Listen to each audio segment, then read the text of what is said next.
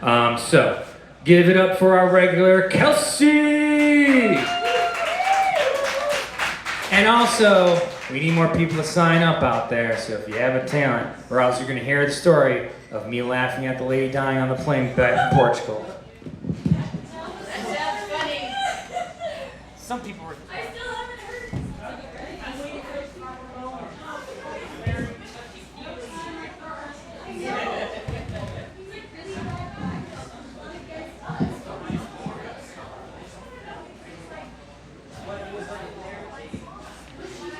Hello, Raven Café! How are we doing tonight? My name is Kelsey Knudsen, as Zinni said. I am the producer of Granite City Comedy over at the Federal venue. Got some awesome events coming up. I'll probably try and plug those after. But we got Halloween coming up, right? Everyone excited for Halloween? I surely am. One of my favorite holidays.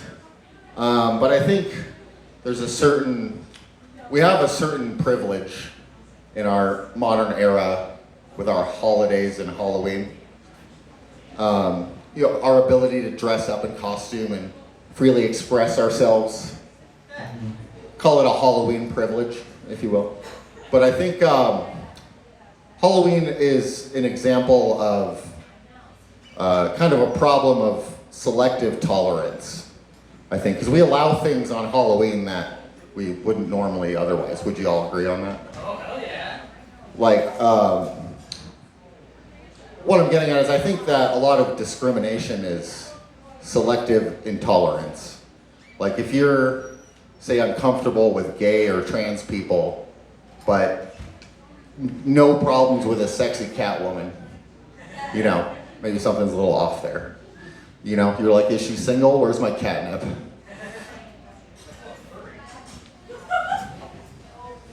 We got a furry in the audience? Meow. I'll give you another example of the selective intolerance, though. We have a franchise that's intended for children called Teenage Mutant Ninja Turtles. Turtle power, that's right. We all love Teenage Mutant Ninja Turtles, not dissing them.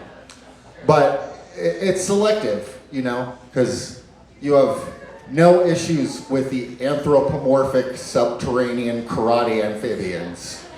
But if you want me to use a pronoun that I'm unfamiliar with, well, that's just going against nature, and I ain't gonna fucking stand for it. Cowabunga. I do think we have also a modern privilege, again, to freely express ourselves. Hasn't always been the case, right? You couldn't really do this 100 years ago, have a Halloween. We have a thing called a Renaissance Festival where you could dress up as a peasant or a knight and go hang out with an elf and have a great fucking time. But you couldn't do that a couple hundred years ago. Like if you're someone living in the 1800s and you just wake up in the morning and decide to go outside dressed like someone from the 1600s, they're gonna call you a witch and burn you at the stake. You can't do it anymore.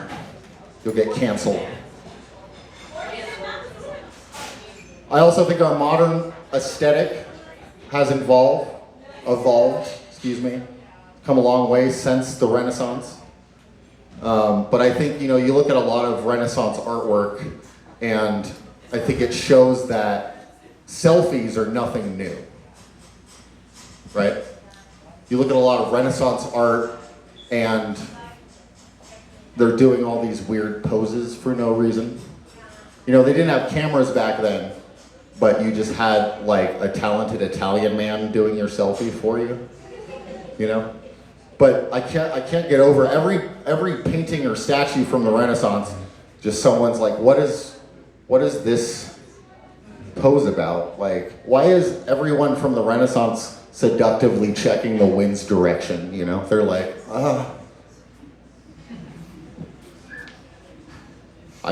that's what I think. But you hear these stories about these types of prolific artists, right? And a lot of them are really eccentric, kind of crazy, have these crazy life stories. Like Apparently Vincent Van Gogh cut off his own ear, right? To get back his girl. I'm not buying it, Vincent. Do you know how hard it would be to cut off your own ear? I want you to take a second and think about doing that. And what are you, scissors? Like, what are you using? Like, that was definitely an accident that he just let work in his favor. You know? And history is told that way. But he was just shaving with a straight razor, like, whoops! Like, oh, well, I guess I'll mail this to my ex. Well, that's my time. Thank you very much, everyone. I'm Kelsey, Credit City Comedy.